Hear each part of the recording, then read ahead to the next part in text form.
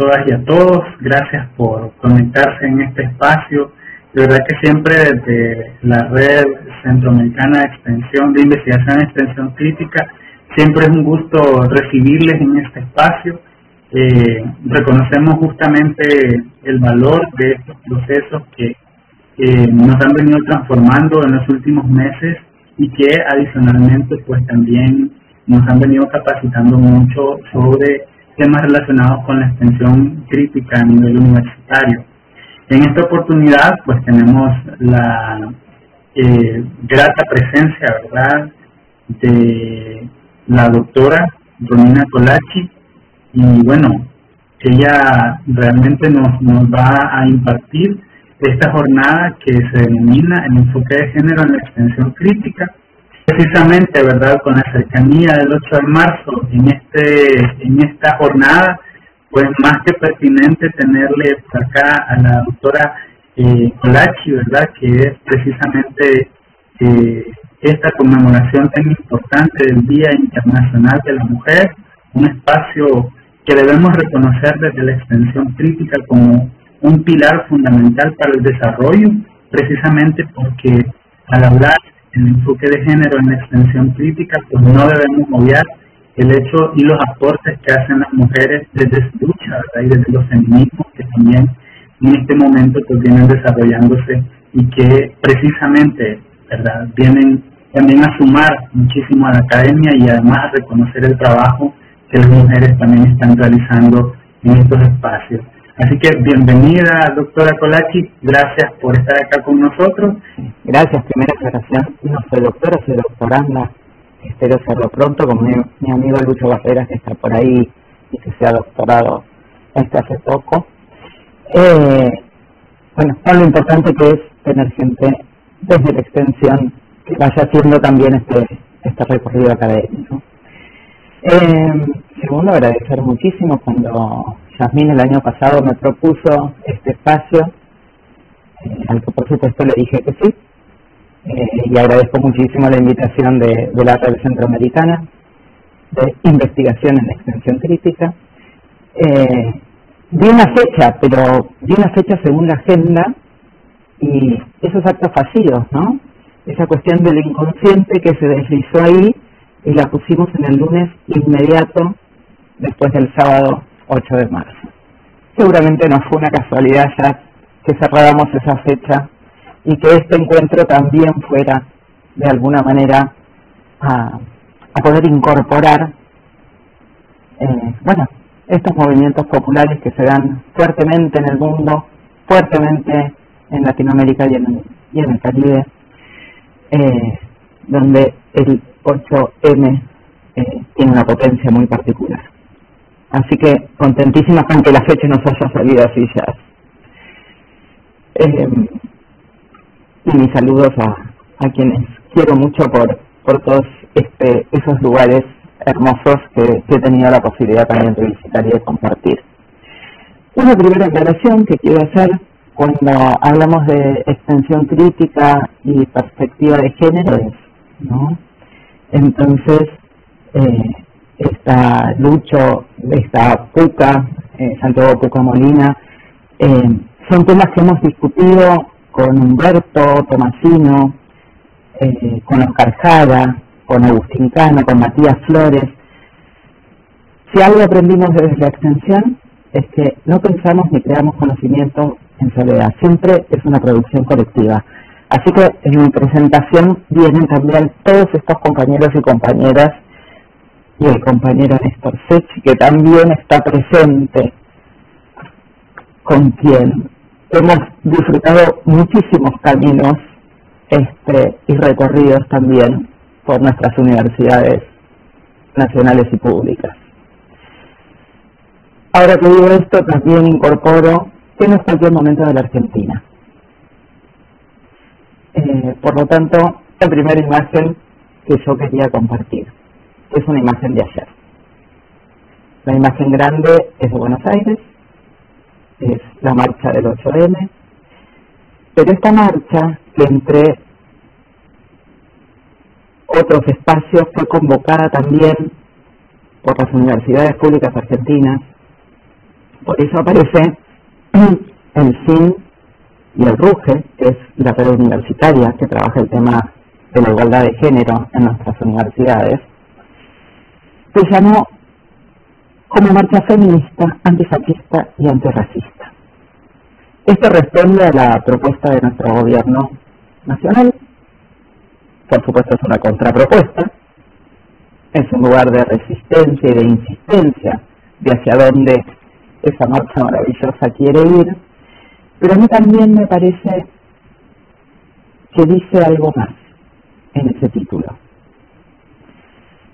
Y nos recuerda que los feminismos llevan adelante luchas varias, que no solamente tienen que ver con el derecho de las mujeres o las disidencias. Hoy los feminismos los hacemos entre todos, entre todas y entre todes, porque son movimientos populares, movimientos políticos. Ahí dice los feminismos universitarios organizados en todo el país contra el hambre, el saqueo y la crueldad, ¿no? Entonces esta inclusión de los derechos humanos, de los derechos sociales, empieza a quedar incorporada fuertemente en los últimos años en los movimientos feministas. Y desde ahí quería presentarles entonces esta primera imagen, que es la impactante marcha del 8M. Quizás no tanto como la que tuvimos sobre la Marcha Federal de la Educación, que también fue brutal en la Argentina.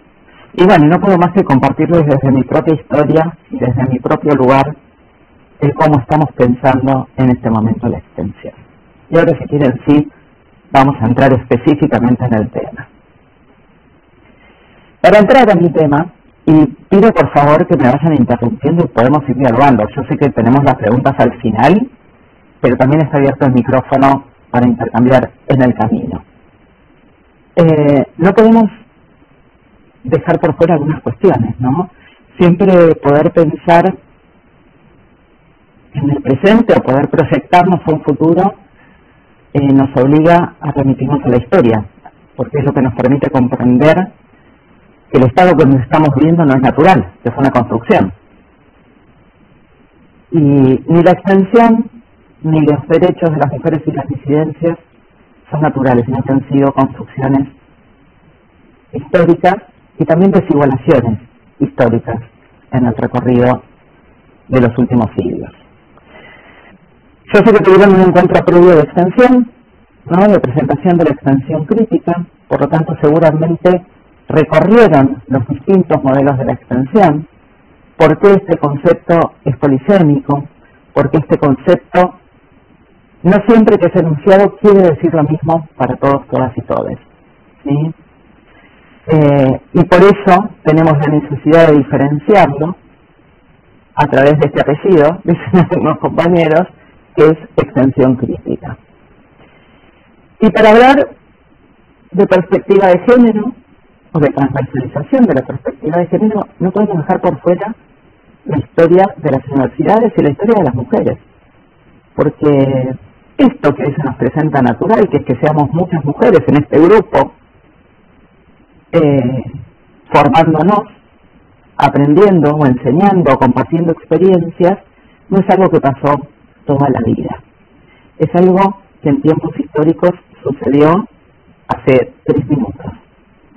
Entonces yo quiero hacer un poquito ese repaso para que tomemos conciencia de en qué parte del camino estamos.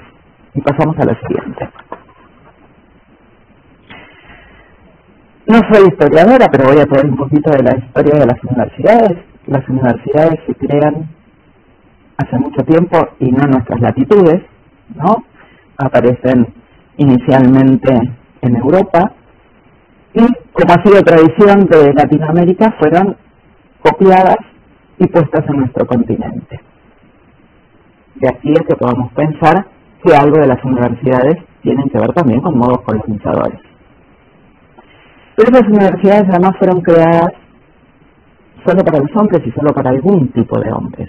Hombres que pertenecían a clases privilegiadas, que fueron además muchas de ellas asociadas a movimientos religiosos, ¿sí? Eran instituciones que estaban adheridas al clero, por decirlo de alguna manera, donde enseñaban los hombres y donde aprendían también algunos de estos hombres, por supuesto hombres blancos, por supuesto hombres de determinadas clases sociales.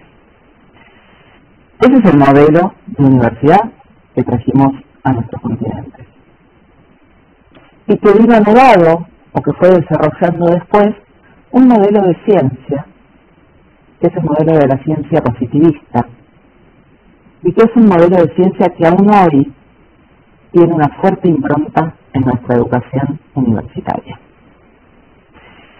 Y ese modelo de construcción del conocimiento, voy a hacer la aclaración aquí, me disculpan, fue creado por los hombres. Lo que esos hombres investigaban era a través de otros hombres que eran su objeto de estudio, y ese conocimiento que se creaba era también legitimado por los hombres. ¿Sí? Digo, veamos de dónde venimos. A ver, ¿qué es esto que cuesta tanto cuando vemos las pirámides de la distribución por género dentro de las universidades? ¿Quiénes tienen aquellos cargos jerárquicos? ¿Quiénes hacen el trabajo en territorio?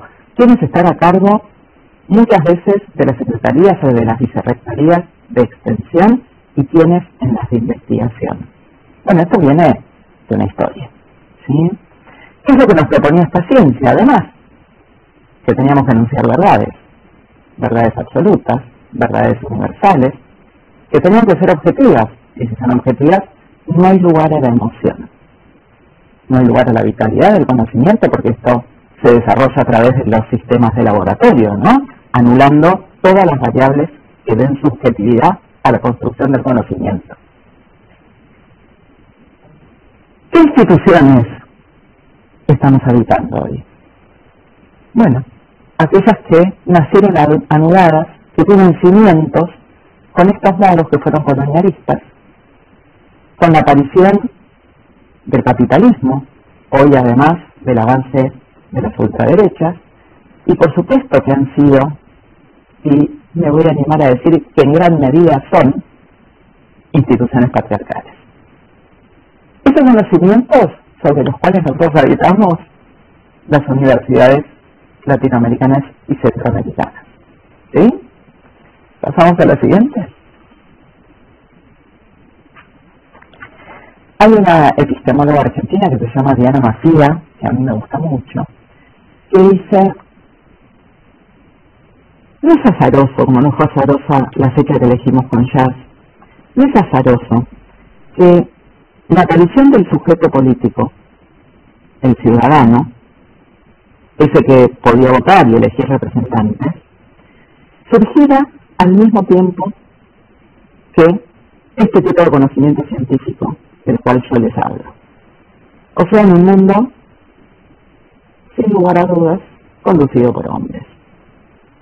Esto es lo que nos hace pensar que el conocimiento es androcéntrico, que es heteropatriarcal, y que además, en su condición epistemológica, se declara neutral, o sea, indiscutible.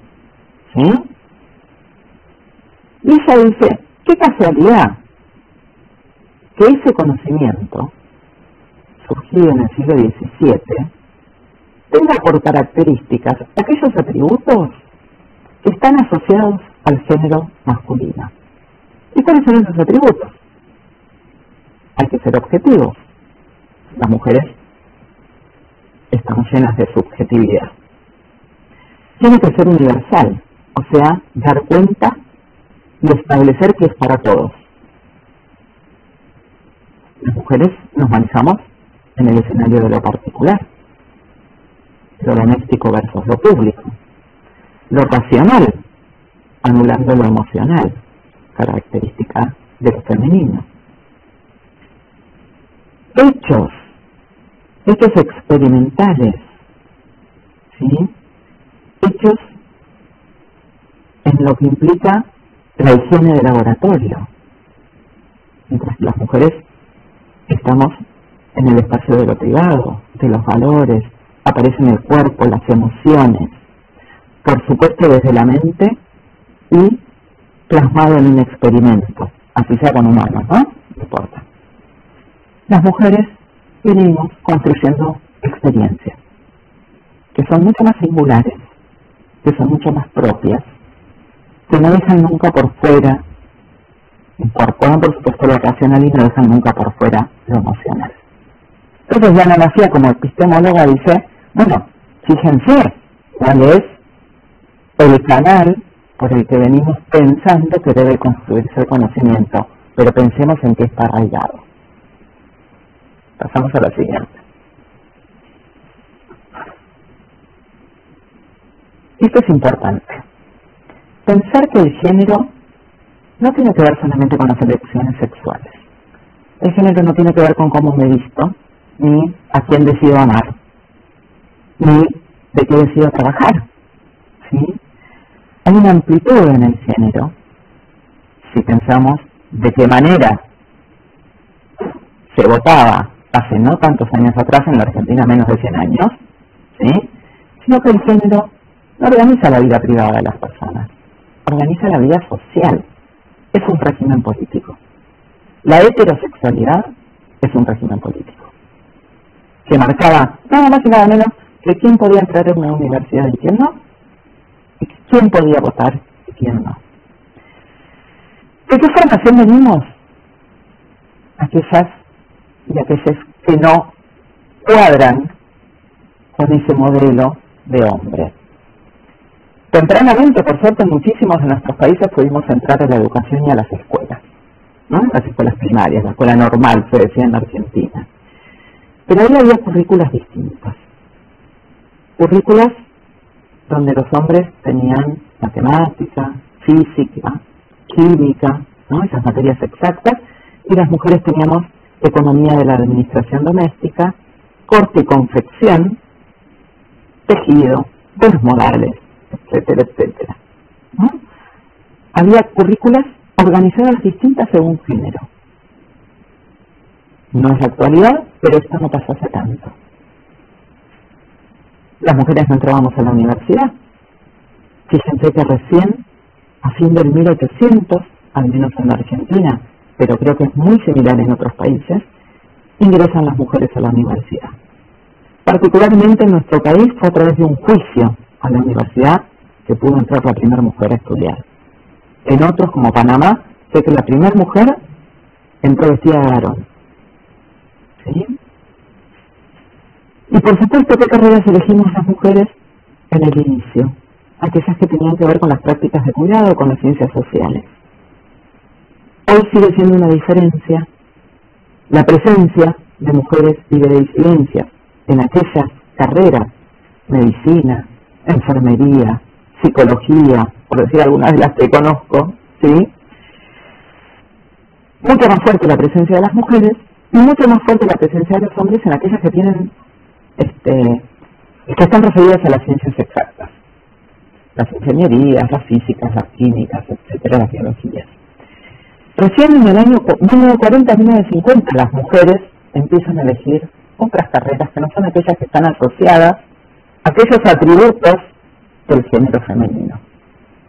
O sea, fíjense si no ha organizado el modo subjetivo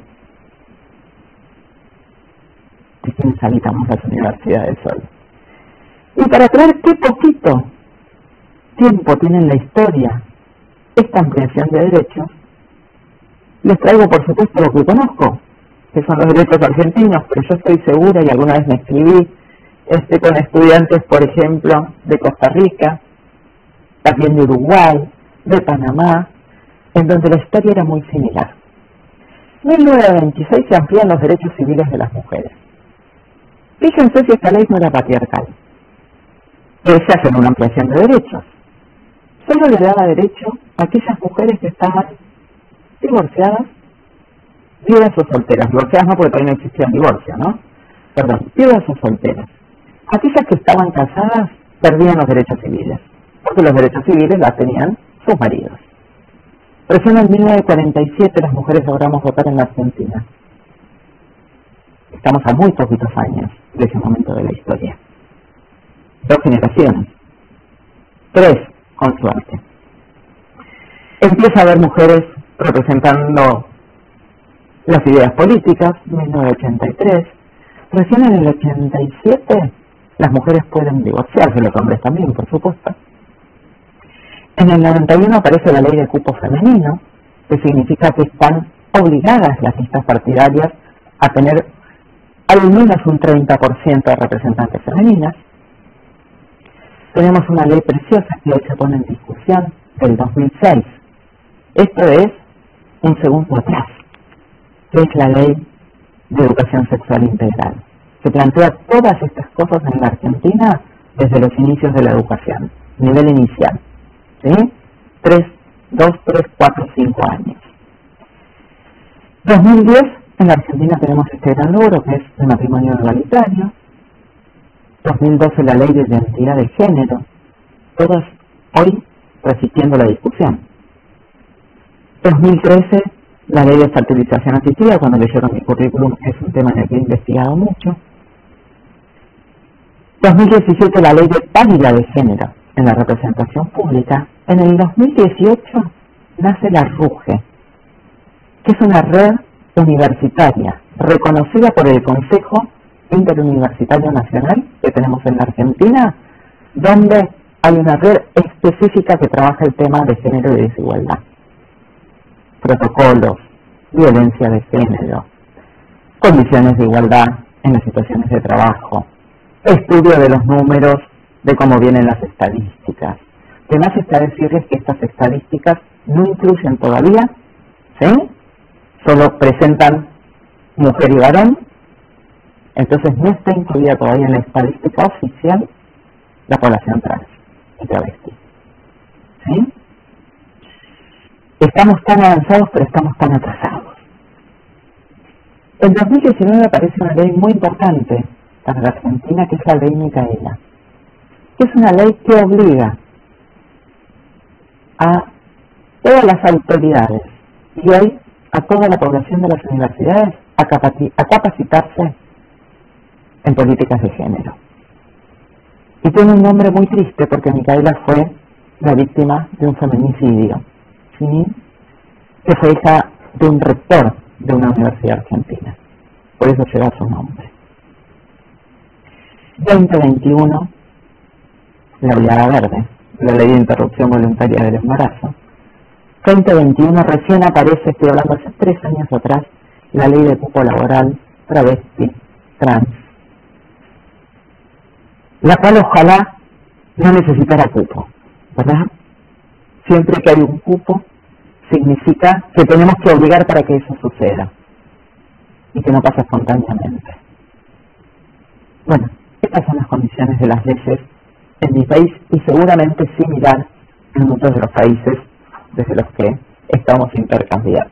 Por supuesto que la extensión, si yo dije que las universidades eran templos androcéntricos, no se abrieron rápidamente a la extensión. Es una función que surge con mucha más posterioridad a la formación académica, a la docencia y a la investigación. Es muchísimo más reciente, ¿sí? Y supongo que algo de la historia habrán visto, pero entonces no me voy a detener ahí, y si no después lo retomamos. Surgen en el continente europeo y después en Estados Unidos, y tiene una primera modalidad con muy buenas intenciones, digo yo, porque se extiende por fuera de los muros, ¿no? Sale a trabajar en la universidad en capacitaciones con poblaciones que no tenían acceso a la universidad, las clases obreras, a los trabajadores, ¿sí? Pero por supuesto era transferencista, ¿no? Es este modelo transferencista iluminista con el que hoy tensiona fuertemente el modelo de la extensión crítica. Después hubo movimientos que dieron un empuje a lo que hoy conocemos como extensión crítica, que tuvo que ver con la reforma universitaria en 1918, que tuvo que ver con la asamblea que se realiza de estudiantes en Montevideo, en Uruguay, y que va replicándose en México, en muchos otros países y en muchas otras universidades, donde lo que se pone en el centro y esto de que esté motorizado por los estudiantes y las estudiantes es importante. Había estudiantes mujeres, aunque aparecen en la mayoría de las fotos los varones. Este camino de unas universidades que fueran democratizadoras, donde hubiese mayor justicia social, donde empieza a reconocerse también la importancia de los barrios, de los vecinos, de las vecinas, de la comunidad, de otros saberes que no son solo los saberes consagrados en la academia. Y empieza a aparecer fuertemente este germen. Está Néstor por ahí, es un tema que ha trabajado muchísimo él, el compromiso social universitario. ¿Sí? Pero bueno, es mucho más reciente que aquel origen iluminista en el que surge la extensión, vuelvo a decirlo, con las mejores intenciones, salirnos de las universidades, ¿sí?, y transmitir en ese momento algo del conocimiento académico. Hay un artículo o un libro, Lucho me puede corregir, muy reciente, donde Lucho Barrera con Humberto Tomasino citan a la extensión crítica y la citan de esta manera: extensión crítica feminista, decolonial y democratizadora. Si primero le habíamos puesto un apellido, ahora hemos completado muy bien el árbol que tiene que acompañar a la extensión crítica. ¿Cómo se presenta la extensión crítica con estos modos que yo estoy recorriendo? Por supuesto que incómoda y por supuesto que cuestionadora. Agustín Cano dice, tiene que cuestionar. La extensión crítica es el lugar desde el cual poder cuestionar los modos de distribución del poder. Entonces la extensión crítica aparece como un malestar. ¿Con qué malestar? Con estas formas de hacer ciencia, que lo que sostienen es una impronta positivista, como única forma de construir conocimiento. Lo demás es otra cosa. No, ustedes vayan a hacer extensión, vayan un rato al territorio, pasen por el barrio, nosotros estamos haciendo ciencia, ¿no? Este lugar de los científicos. Con una formación de graduados, de graduadas, que no puede responder a las demandas del mercado, porque esto es lo que nos instala también el modelo capitalista o estos movimientos neoliberales, que hay que responder a las necesidades del mercado. Para eso tenemos que formar a los estudiantes. Y por supuesto molesta, y por supuesto resistente, con los muros androcéntricos, que excluyen desde el inicio y desde el origen a las mujeres, a las disidencias, a los pobres, a los indígenas, a los obreros y obreras, a los trabajadores rurales. ¿Sí? Es que la extensión crítica ya se plantea en esta incomodidad con los modos hegemónicos de los cimientos de las universidades. Tomasino dice, es una formación, es de la extensión, que tiene que ser situada en territorio. Saquea a las aulas, ¿no? Se sale de los muros, de las construcciones edilicias y de las comodidades de la universidad. Comodidades que no son solamente de estructura, son también con respecto al conocimiento, ¿no? El paradigma de la incomodidad, este paradigma que nos piensa la intemperie, no es solamente porque no tenemos el techo de la universidad cubriéndonos, es porque tenemos herramientas, tenemos conocimientos y también tenemos que reconocer los límites de ese saber para poder construir con nosotros y con las otras.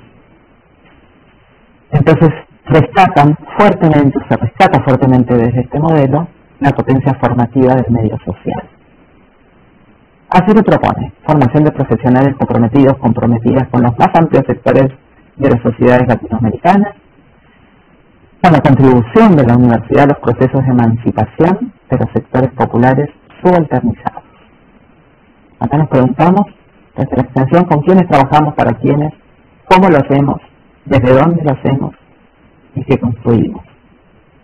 Tensiona fuertemente ese concepto de compromiso social de las universidades. Pero este camino que yo les vengo presentando y que a mí me interesa mucho desarrollar, nos plantea además que la disputa no solamente tiene que ver con darle lugar, legitimación a esta función universitaria que es la extensión, sino que empieza a discutir también el acto educativo, el acto pedagógico. ¿Quiénes enseñan? ¿Quiénes aprenden? ¿Dónde se enseña? ¿Dónde se aprende? Las metodologías de producción del conocimiento y las matrices epistemológicas. Para mí quizás esto es lo nuevo, lo más fuerte, lo que estamos trabajando con algunas compañeras, como Nat Tomasino y Noé Correa. ¿Hay otras epistemologías posibles? ¿Hay otras maneras de construir el conocimiento que no sea de ese modo? El método positivista, que es en el que la mayoría de nosotros nos hemos criado. Y este concepto de extensión, además, que está orientado siempre desde el diálogo de saberes, en donde los saberes académicos tienen que poder enredarse, intercambiar y reconocer a los saberes populares. Vamos un poquito más al título, no porque no me vaya a salir de ahí de nuevo, porque yo soy muy desobediente, quizás que me conoce lo sabe, pero voy a presentar precisamente a qué llamamos perspectiva de género. Porque ustedes me escucharon hablar de los feminismos, y yo voy a volver a ese lugar. Pero el título de esta conferencia tenía que ver con la perspectiva de género y la extensión crítica. Esa perspectiva de género es algo que hemos incorporado en las universidades y que en el mejor de los casos lleva al camino de la transversalización. Esto significa, entre otras cosas, que no esté instalado en una secretaría, que no sea un curso que se dé en alguna asignatura, sino que tiene que atravesar a toda la institución y a toda la currícula. Cuando hablamos de transversalización, decimos, no es un punto, es una línea que lo atraviesa todo. ¿Sí? ¿Qué nos permite esta perspectiva de género? Nos permite analizar, yo digo, son como unos anteojos que tenemos que ponernos y no sacarnos nunca más, ¿no? Es otra manera de mirar el mundo. Es otra manera de mirarnos a nosotros y a nosotras mismos.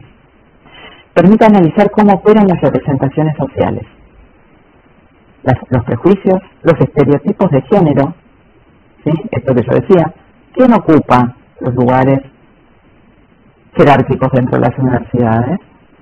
¿Por qué somos un 65% de mujeres estudiantes, un 65% de mujeres docentes? Estoy dando números en el aire, pero son aproximados los de mi país, de mujeres en los cargos docentes de menor rango, y por qué en la medida que subimos en la pirámide empiezan a aparecer porcentajes invertidos y empieza a haber más hombres que mujeres. ¿Qué hay de los estereotipos de género que se resisten a estas transformaciones que la perspectiva de género propone? Bueno, estos son los entes con los que mirar, ¿no? La transversalización de la perspectiva de género incorpora el conocimiento de las luchas de los movimientos feministas. Esto es interesante porque lo comparte con la extensión. La extensión se nutre de las luchas sociales latinoamericanas y centroamericanas. La perspectiva de género se nutre de los movimientos feministas, de las batallas que vienen dándose en la historia, ¿sí? Y por supuesto que tiene también su lugar académico en los últimos años a través de los estudios de género. ¿Qué nos permite este modo de observar y de interpelar la realidad? Poder reconocer esas relaciones de poder que se dan entre los géneros. En general, vamos a decir, la democracia diría siempre, favorable a los varones como grupo social y discriminatoria hacia las mujeres y las diversidades. Tener en cuenta que esas relaciones se construyeron históricamente, digamos, es resultado humano, ¿sí? Lo hacen las personas. Si lo hacen las personas, lo pueden deshacer las personas también, recordemos eso. Identificar que las relaciones de género atraviesan todo el entramado social. Y además, acá aparece lo intersectorial, ¿no? Que hoy está muy en boga también, establecen otras relaciones, las de clase. Esto también rompe ese sentido de lo universal. ¿Es igual ser mujer ser mujer de color, ser mujer pobre, ser mujer universitaria, ser disidente en Nueva York que ser disidente en un barrio de la provincia de Buenos Aires. ¿O hay diferencia? Y acá entran las diversidades y la intersectorialidad. Estos movimientos que de alguna manera lo que hacen es reforzar la vulneración de derechos. Lo multiplican por 2, por 3, por 5. Y por supuesto se trata también de visibilizar la falta de acceso a derechos y buscar estrategias para poder revertirla. Entonces, de esto va el poder pensar con perspectiva de género. Y pasamos a la siguiente.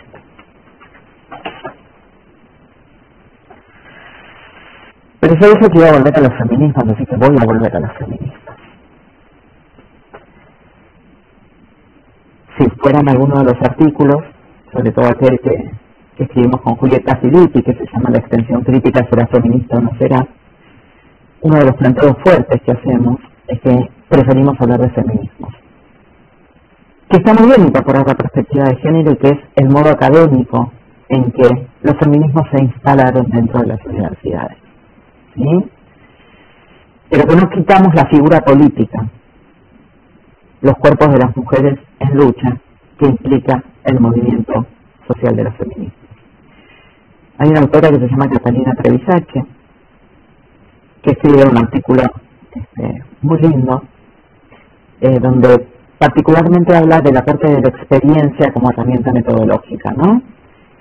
Pero hace una metáfora que me parece sensacional y que quizás quienes me escucharon ya lo escucharon otras veces, que dice así, dice: las mujeres entramos a las universidades como yeguas de Troya.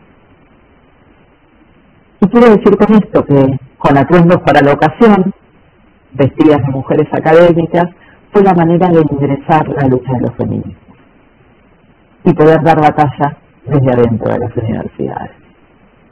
Porque esto que tiene que ver con las políticas de género empieza desde el saber popular, empieza desde las experiencias de vida de las mujeres, empieza desde las luchas y las batallas que las mujeres fuimos dando a través de la historia, para darle un lugar formal, primero a través de esos aportes y conocimientos que son los estudios de género y las ciencias sociales, pero después para instalar protocolos de actuación frente a la violencia de género, y después para instalar espacios, secretarías, políticas y urgencias en las agendas de las universidades.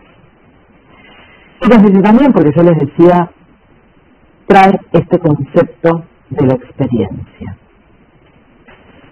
Y vuelvo sobre esto que yo les presentaba en un inicio, del positivismo en la ciencia, y cómo de alguna manera ese conocimiento fue autodeclarado neutral. Digamos, si yo digo que lo que les estoy enunciando no lo pensé, sino que es la verdad misma, es algo que se vuelve indiscutible. Es algo que no da lugar a construir otras verdades posibles sobre los mundos que habitamos, ¿no? ¿Cómo se escribe la ciencia? En tercera persona, nunca en primera persona. ¿Sí? Fíjense cómo es una construcción subjetiva de deshonestidad epistémica cuando nos dicen que la ciencia es neutral. O sea que no tiene intereses políticos. Bueno, así comprobado está que eso no es así.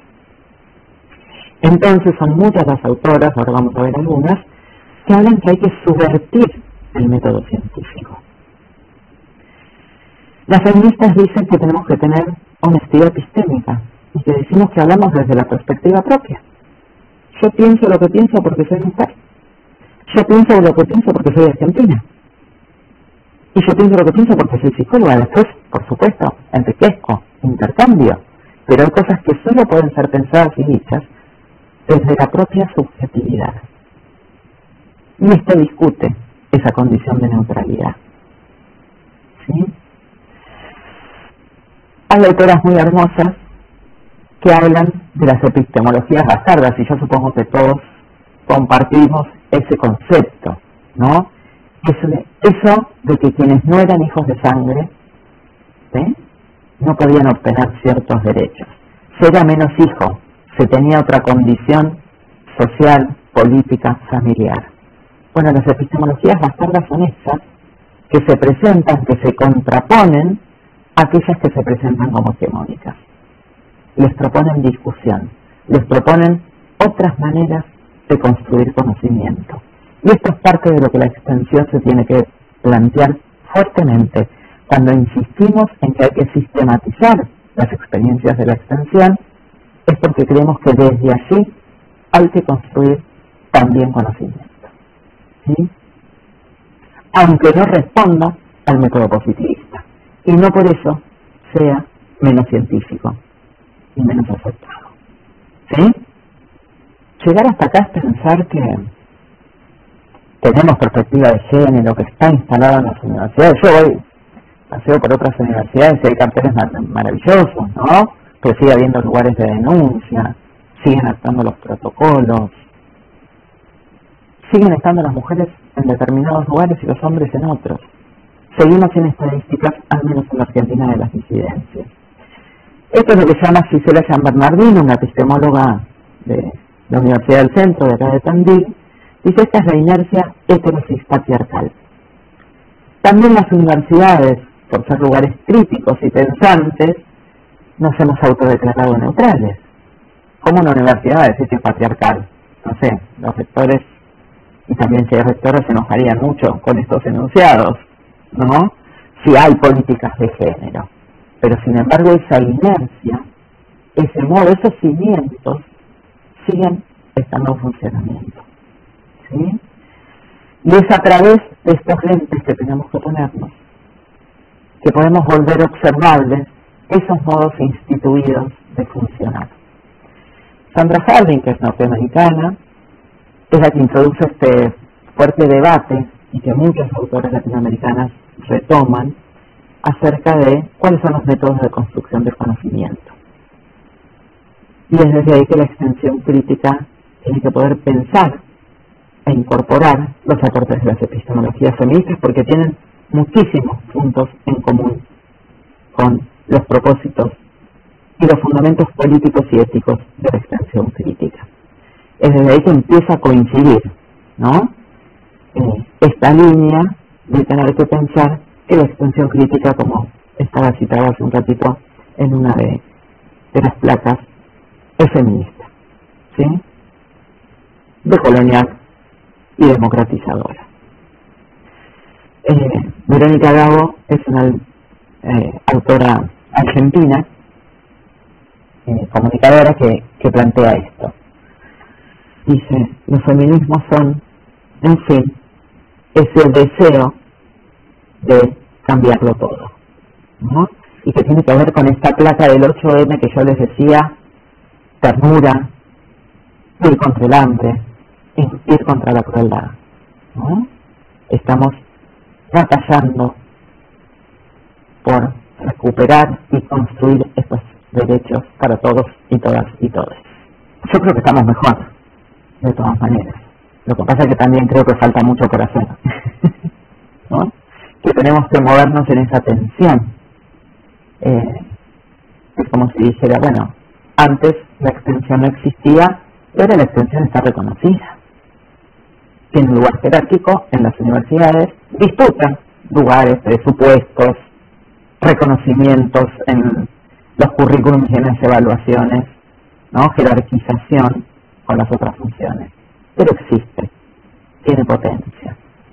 Entonces, una de las cosas que se me ocurrió pensar como hipótesis también es que la extensión crítica es a la academia lo que los feminismos son al campo del conocimiento, ¿no? Esos modos alternativos, esos modos contrahegemónicos de ir habitando la universidad. Por eso este concepto que me gusta mucho, que mucho lo plantea en su tesis de doctorado también, que es un concepto de Ana María Fernández, una psicoanalista argentina, feminista, y que dice: esto que hacemos, esa habla del entre, y yo digo, y lo digo con mis compañeros aquí presentes, esto que hacemos es un entre, ¿no? Porque las dicotomías también nos enseñan a decir qué es blanco o qué es negro, qué es mujer o qué es hombre, qué es ciencia o qué no es ciencia. Las dicotomías siempre ponen algo por encima y algo por debajo, ¿no? Establecen jerarquías, lo tenemos que tener en cuenta.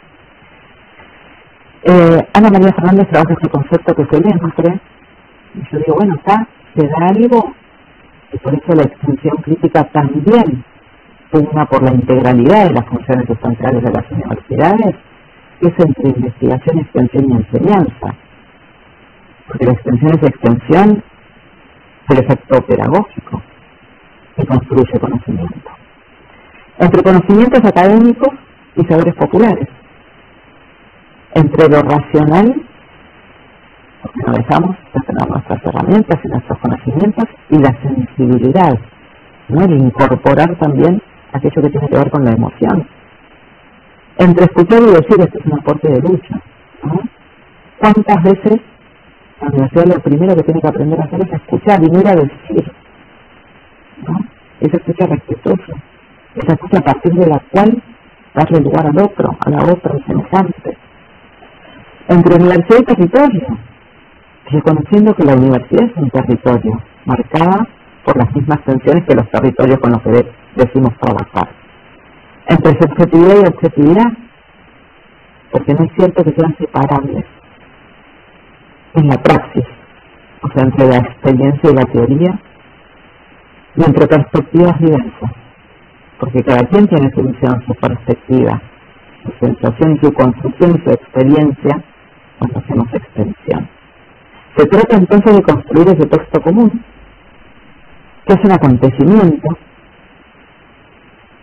al estilo de Bourdieu, que resquebraja la idea de esos compartimentos estáticos en los que se nos presenta la universidad, ¿no? En disciplina, en funciones, en trabajos individuales, en trabajos competitivos. Y esto me lleva a plantear un tema que a mí me parece necesario pensar, que es que todo este movimiento, y por eso digo que hay obstáculos y resistencias, tanto en el camino de la extensión crítica como en el camino de los feminismos, de época tiene que ver con otros modos de habitar el mundo. Hay algunos autores y autoras para incursionar a quien le interese, ¿sí? Pasamos a la siguiente. La subjetividad nos presenta. Y digo subjetivas porque organizan el modo de habitar el mundo. Formatean modos de vida. Hacen que nos parezca natural sentir determinadas cosas y que no podemos pensar como proyectos posibles algunas otras. Y tienen que ver con las lógicas patriarcales y sus aliados, ¿no? El capitalismo feroz, el colonialismo. Esos modos que tenemos impresos en la subjetividad. Yo lo trajo y lo traigo a Paulo Freire, a la educación popular, como la cultura del silencio. Aquello que no puede ser enunciado, es como si funcionara por debajo de la capa de la conciencia, ¿no? ¿Nos es tan fácil salirnos del consumo en este momento? ¿Nos es tan fácil no pensar en lo individual, en los logros propios, en tener más que el semejante? El COVID fue una muestra clarísima de esto que pasaba, ¿no? De cómo en la subjetividad era tan fácil que el otro se volviera un enemigo, el que me iba a matar contagiándome, ¿no? En cómo romper esos modos solidarios. Rita Segato habla de la pedagogía de la crueldad.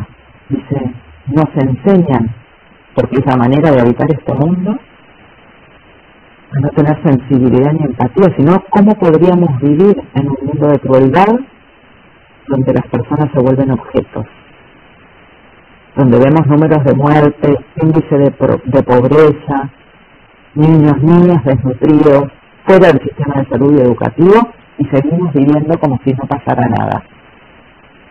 Este sistema, dice ella, nos anula los receptores sensibles. Dejamos de poder ponernos en el lugar del otro o de la otra. Pero Stigler habla de esta contraofensiva sensible, ¿no? Ahora fíjense que yo les decía el positivismo anula la emoción. No hay sentimientos. Pues habitar este mundo implica anular la emoción para poder sobrevivir bajo las pautas que nos imponen, pero que sentimos como propias. O no tenemos permanentemente, las mujeres que aquí estamos, algún acto micromachista. Revisemos las propias prácticas. O no instalamos en nuestros modos docentes prácticas que se asemejan más a lo hegemónico que discutimos y somos la voz de la autoridad frente a nuestros estudiantes. O lo sabemos todo frente a la comunidad. Entonces, tenemos naturalizado, formateado, incorporado, automatizado, dice Diego Stewart, formas de reproducción que se nos han naturalizado y que tenemos que revisar y sacudir cada vez. Sueli Ronis, feminista brasilera, habla de la subjetividad secuestrada. Es esta sensación de que el enemigo se nos metió adentro, ¿no? Entonces dice, hay que descolonizar el inconsciente, ¿no? Hay que romper esta manera automática de funcionar, donde no todo el tiempo, pero muchas de las veces reproducimos aquello contra lo que estamos luchando. ¿Sí? ¿Se entiende? Esta condición de época. Bien. Pasamos a la siguiente para la tranquilidad. Este trabajo hecho con algunas compañeras donde vamos marcando estos puntos de encuentro entre la extensión crítica y los feminismos. Luego Verónica Vago y dice, la potencia feminista es capacidad de siempre, ¿no? A veces el conocimiento y el saber se vuelve tan poco vital, tan poco lleno de vivido. Bueno, hay que recuperar esa capacidad de siempre, esa capacidad que es potencia indeterminada y que quiere cambiarlo todo. Los feminismos como la extensión surgen de ese pensar situado, ¿no? La extensión piensa en situación, actúa en situación. Y tiene que estar abierta a esos procesos que van aconteciendo. Pero es un pensamiento que tiene cuerpo. Y ese cuerpo, los nuestros, los de las personas con las que trabajamos, son cuerpos con experiencias, con expectativas, con recursos, con memorias, con trayectorias. Díganme si esto entra en ese enunciado de la ciencia que se propone en tercera persona, ¿no? Neutralidad absoluta. ¿En nombre de quién habla? Entonces, los feminismos hoy, y a eso venía mi primera imagen de la marcha y el modo en que había salido la convocatoria, es un proceso positivo. No hay nada que no lo sea. Una decisión académica es política por omisión, ¿no? O porque se haga presente. Es un proceso subjetivo, hay que transformar y transformarnos permanentemente. Es económico porque disputa otras formas de sobrevivir y de hacer economía en este mundo. Es cultural, es epistémico, es divinal, es todo a la vez. Esto lo dice Verónica Vago. Entonces, tenemos que discutir cuáles son las formas y los sentidos de habitar nuestras universidades hoy. Tenemos que poder disputar este acto pedagógico educativo, que tiene que convivir con otros modos tradicionales de aprendizaje. Tenemos que tensionar los modos de producción del conocimiento, escribiendo y habilitando estas otras epistemologías. ¿Qué es esto de pensar la extensión con perspectiva de género? ¿Es que una mujer dirige el proyecto? ¿Es que haya mujeres en un equipo? ¿Es que trabajemos violencia de género? No, se dice son lentes que nos ponemos y no nos podemos volver a sacar. Entonces, tiene que haber otras preguntas. ¿Con quiénes estamos trabajando y con qué objetivo? ¿Quiénes conforman esos grupos humanos? ¿Están las mujeres? ¿Están las disidencias? No están, solo están ellos. Tengo que poder mirar este mapa. Intervienen. ¿Quiénes tienen voz en el encuentro? No solo de las poblaciones, también de los equipos. ¿Qué miramos? ¿Estamos mirando la contaminación del agua en un determinado territorio? Perfecto, vamos a trabajar eso. Ahora, ¿estamos mirando quiénes hacen uso del agua? ¿Quiénes se perjudican más si el agua está contaminada? ¿Quiénes se ocupan de hervir el agua si tiene que ser consumido por los niños, por las infancias de ese territorio, esto es por perspectiva de género. ¿Quiénes narran? Vamos a la justicia epistémica. Tenemos que dejar de narrar solo los universitarios y las universitarias. ¿A quiénes le estamos dando las voces? ¿Cómo construimos la comunicación y la sistematización? ¿Y quiénes participan? Traigo acá Oscar Jara. Sistematizamos todos, todas y todos quienes participamos de un proyecto extensionista. ¿Sí? Justicia epistémica. Justicia académica en lo que es la formación y justicia epistémica reconociendo las voces y no siendo extractivistas, ¿no? Esto contra lo cual luchamos los extensionistas y las extensionistas. Entonces, un poco para ir cerrando, ahora sí, lo que podemos ir haciéndonos en nuestro camino extensionista cuando incorporamos esta perspectiva de género. Ese relato, ese que yo contaba que era en tercera persona, el pensamiento objetivo por la narración, por la búsqueda de la experiencia, por las voces, vivencias, cambiemos objetos por personas. Recuperemos esa capacidad humanizadora, subjetividades, universalidades, ¿no? Reconociendo la diversidad de la persona. Estamos ahí, somos parte, no con la lupa ni con el microscopio. Palabras sobre el cuerpo. Recuperemos la experiencia de los cuerpos en esos escenarios. Pararse a pensar para romper el automatismo. Porque si revisan esto que les estoy diciendo, se escapa por todas partes la naturalización de determinados microactos que sostienen aquello que queremos erosionar. Entonces salgámonos de la repetición. La ciencia hay que subvertir el método. Hay que construir desde los colectivos. Hay que posicionar la experiencia como herramienta epistemológica. Universales, no construimos verdades en situación. Hay implicación subjetiva. Hay que saquear las aulas, ¿no? Hay que romper ese modo hegemónico y alternarlo con estos otros modos de practicar los aprendizajes. Hay que abrir el diálogo de saberes, pero no es solamente un diálogo de saberes, es un diálogo de afectos, es un diálogo de cuidados cuando hacemos extensión, son diálogos de vida. Y recuperemos este ser sentipensante en nuestros caminos extensionistas.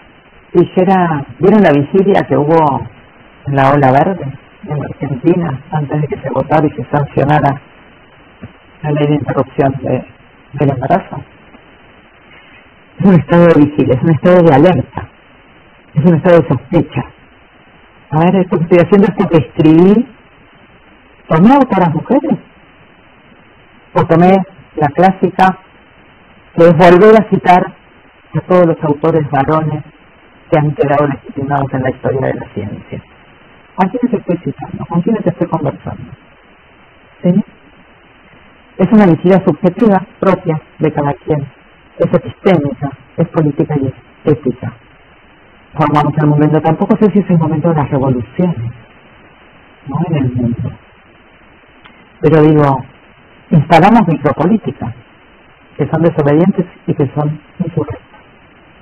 Estamos y de esto los extensionistas y las extensionistas sabemos mucho. Trabajamos en lo intolerable, en situaciones de padecimiento y de dolor. Trabajamos en los márgenes de la universidad, de la geografía. Retomamos la ternura y la amorosidad, pero como herramientas políticas y éticas, porque es la manera de enfrentar la crueldad que el sistema nos impone. El no me importa nada y no me importa lo que le pasó a la persona que tengo al lado o en la esquina, trabajando o pidiendo moneditas. Hay que eliminar la injusticia epistémica, porque las flores se las lleva a la universidad. Bueno, ¿qué pasa con los territorios? ¿Qué pasa con las personas que construyen el conocimiento con nosotros y con nosotros? Es fácil, lo sabemos todo, ¿no? Tenemos que apelar a la inventiva colectiva, a ese poder instituyente para transformar lo que ha estado instituido. Y recuperemos la experiencia, que es una herramienta epistemológica necesaria en la construcción de nuestros caminos. Hay que volver a legitimarla. Y cerramos con esto. Me gustaron esas manos de todos, de todas y de todos, porque creo que el camino hay que construirlo de esta manera. Y entonces vamos a tratar de promover ese camino que es extensionista, que nos propone la integralidad de las funciones, pero también la transversalización de la perspectiva de género, pero que al menos tiene que ser una perspectiva de género en clave feminista. Y cuando digo en clave feminista no digo de la mano de las mujeres, lo voy a decir con las manos de todas, de todos y de todas, otorgando sentidos otros a estos modos que tenemos de habitar la universidad. Jacques Derrida, y acá me disculpo con quienes tienen zonas geográficas con terremotos, dice hay que conmover los cimientos, ¿no? Cuando se mueven los cimientos tenemos que pensar todo de nuevo.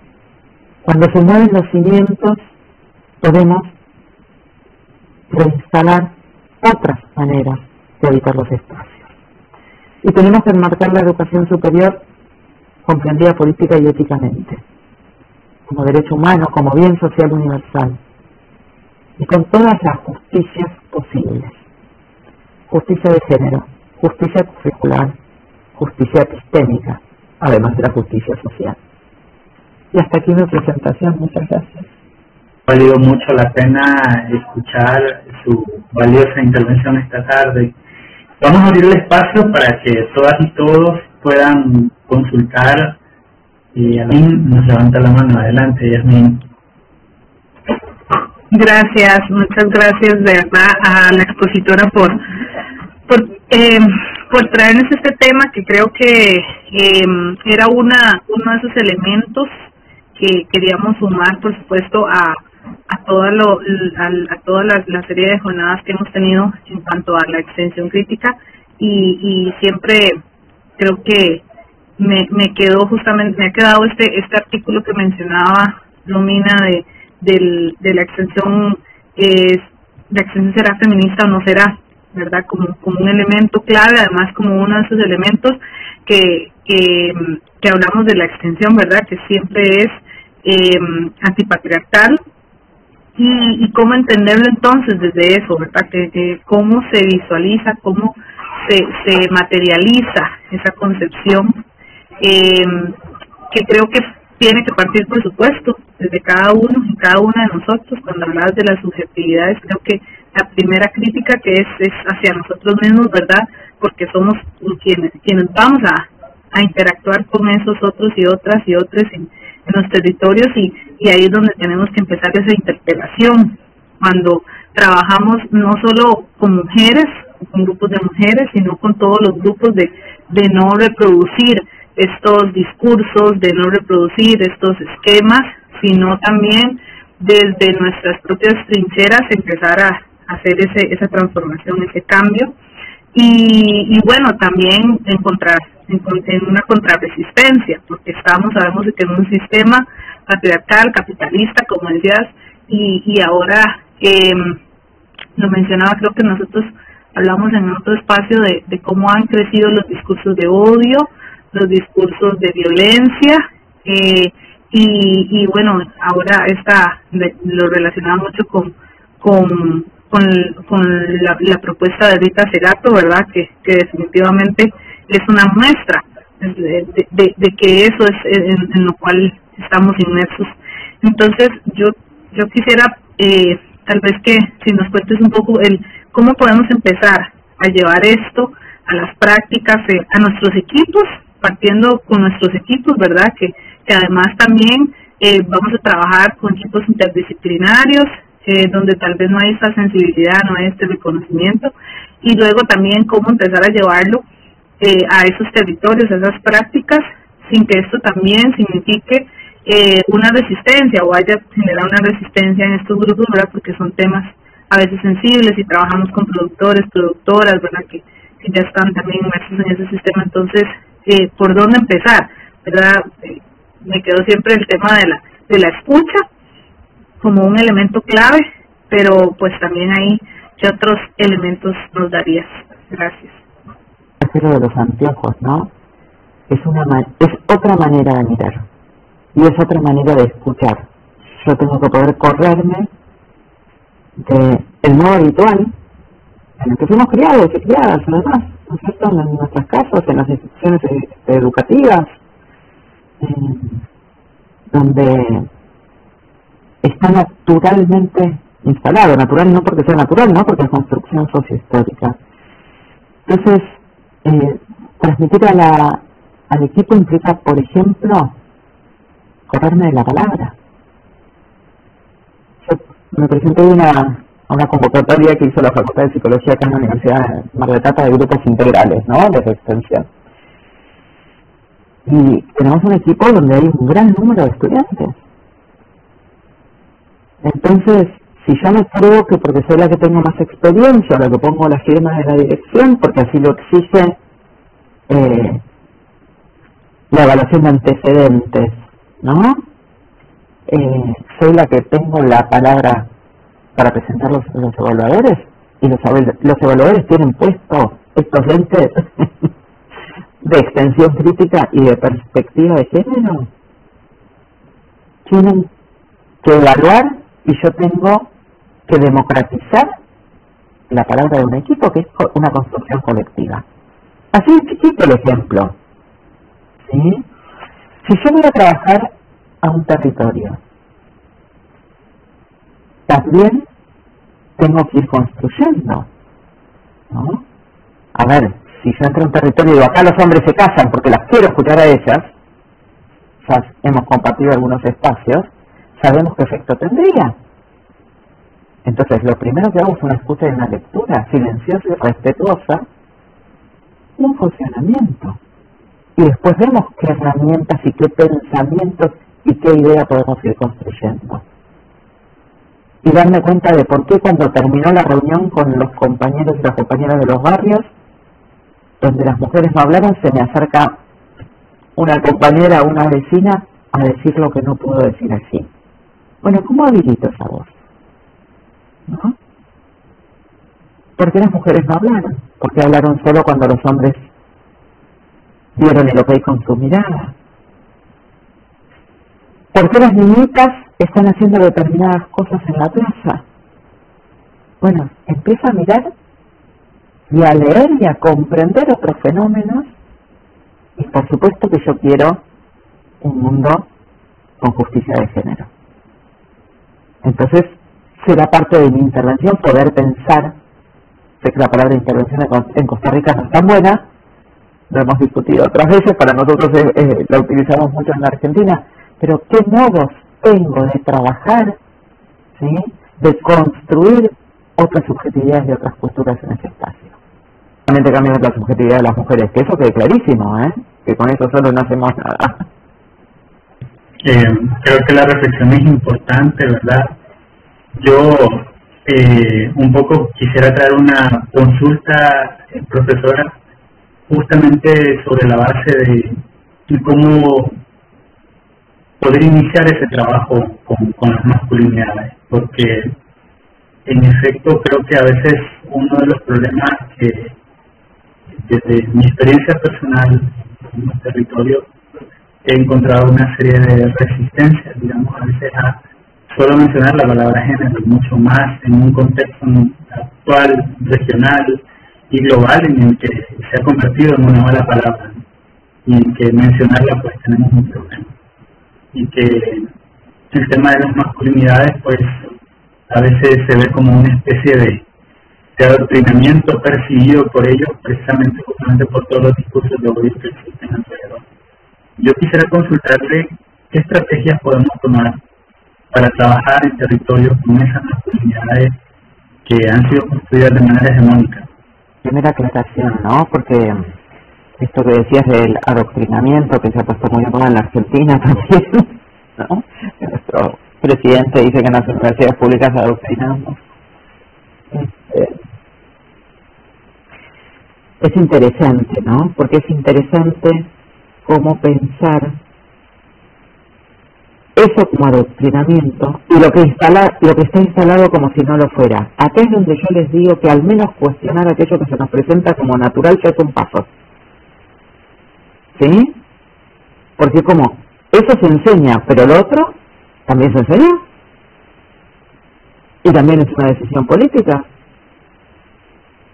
que no haya determinadas capacitaciones, que no haya determinadas cuestiones en el lenguaje o en las prácticas, ¿no? A mí me parece que siempre tenemos que establecer ciertos cuidados y otra vez no pensar que por ser académicos sabemos cómo hay que trabajar, en este caso las masculinidades, de lo cual yo no podría hablar, ¿no? Que tendrán que ocupar ustedes de eso, pero me parece que uno no puede ir creyendo que sabe y que tiene que enseñar sobre las masculinidades.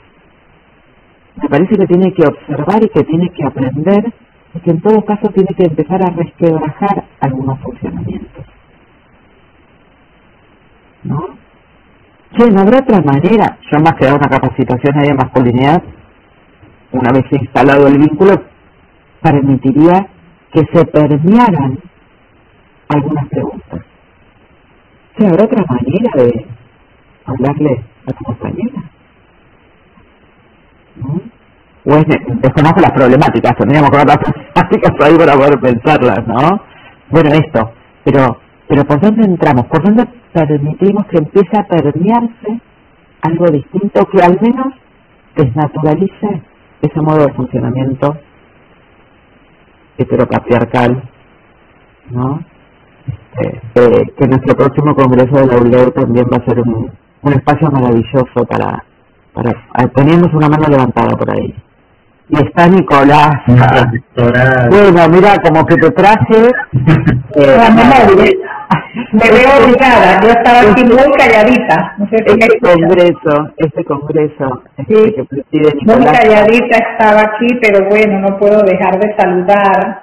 Tiene el eje fuerte a nuestra amiga por esta entrega que he escuchado y que yo creo que nos plantea justamente algunos temas que son bastante motivos de reflexión en nuestras universidades.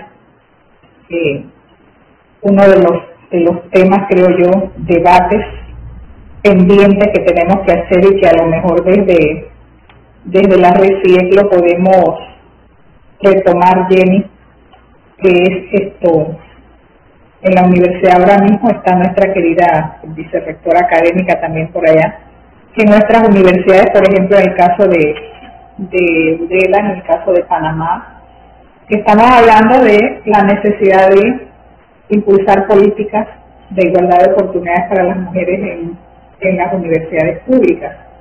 Y cuando hablabas acerca de que si realmente tenemos que referirnos a las políticas de género, políticas de igualdad de oportunidades para las mujeres, o si hablamos de los feminismos, son temas que se entrecruzan mucho y que generan una serie de yo diría que más que interrogantes, generan una serie de dudas acerca de qué es lo que estamos entendiendo en el marco de las universidades públicas cuando nos referimos a que necesitamos que estas instituciones contemplen dentro de su política institucional también esta perspectiva, pero como parte de su política y a lo largo de todo lo que hace la universidad. Y entonces cuando uno plantea, bueno, vamos a definir esto, que pueden ser una política institucional, que pueden ser unos mecanismos que tienen que ver con las normas, que tienen que ver con las decisiones, que tienen que ver con las acciones dentro de la universidad. Bueno, surgen muchísimas dudas al respecto que yo creo que son válidas, son muy válidas porque son temas que no forman parte de los debates universitarios y que nosotros desde la RECIET hemos estado acogiendo como un eje de trabajo que se puede impulsar desde la extensión universitaria. Y así como lo acaba de decir Romina, Qué bueno que hemos colocado este eje como un eje que va a ser motivo de estudio, de reflexión, de profundización en el marco pues del Congreso latinoamericano y caribeño, porque va más allá de un debate que podemos hacer las universidades en Panamá, las universidades en Costa Rica o las universidades de la región centroamericana, sino que lo vamos a hacer en el concierto de las universidades latinoamericanas y caribeñas, al menos las que estamos en la ULEU. Y yo creo que como ULEU ese sería un aporte significativo que nosotros podemos hacer a la región, ¿no? De cómo debemos abordar desde nuestras propias realidades, obviamente, un tema que no puede seguir siendo soslayado, no puede seguir siendo como un tema adicional a o como un tema particular que le interesa solo a un grupo de la universidad, sino que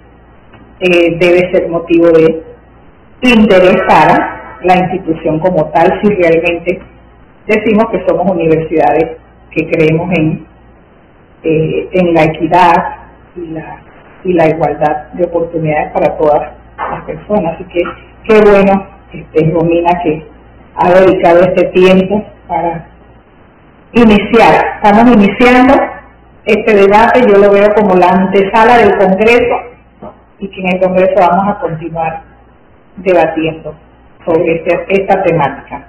Y estoy segura que va a tener bastante eco. Ya están recibiendo, me han comentado por ahí la gente de la comisión académica que han llegado aportes que van en ese sentido. Y nosotras desde RECIP también vamos a presentar algunas aportaciones al debate. Así que la felicito al comité, a las chicas organizadoras de este panel, que Jenny siempre decía, es que tenemos que ver cómo abordamos este tema. Y bueno, tenemos que lanzarnos, porque no es un tema que se debate tampoco en el seno ni del CESUCA, ni del CICALUS, ni de ninguna de esos espacios donde nosotros estamos participando, pero lo ha traído la RECIEC, y eso creo que va a ser el aporte, Jenny, que la RECIEC va a hacer. Así que gracias pues por la entrega, Romina. Luis. Un gusto enorme encontrarnos acá y nada, empezaba a decir eso cuando apareciste ahí con imagen y voz. Es importante que este congreso de la ULEU instale esto como eje temático, ¿no? Ya no puede estar afuera de ningún encuentro que tenga que ver con la extensión, y por ahí va un poco esta línea de ese artículo que nombraba ya en su comentario recién, de que que la extensión crítica no puede estar por fuera de la discusión de las cuestiones de género si busca un mundo con mayor justicia. Así que nada, esos son los caminos, y claro que nos vamos a seguir encontrando, discutiendo, construyendo, pensando cómo instalar. Las universidades argentinas tienen bastante recorrido, ¿no? En esto, primero de los protocolos, después de las leyes y después de la transversalización. Es así como lo dice Nicolasa. No puede ser solamente... Perdón, ¿se cortó? ¿Va bien? No puede ser solamente algo que es políticamente correcto, entonces ponemos un seminario, un nombre o una oficina pintada de rosa, ¿no? El pink brushing. Bueno, no. Acá se trata de otra cosa, se trata de realmente hacer políticas que construyan modelos más equitativos. Así que, tiene que estar ahí. Muchísimas gracias por esta invitación. Muchísimas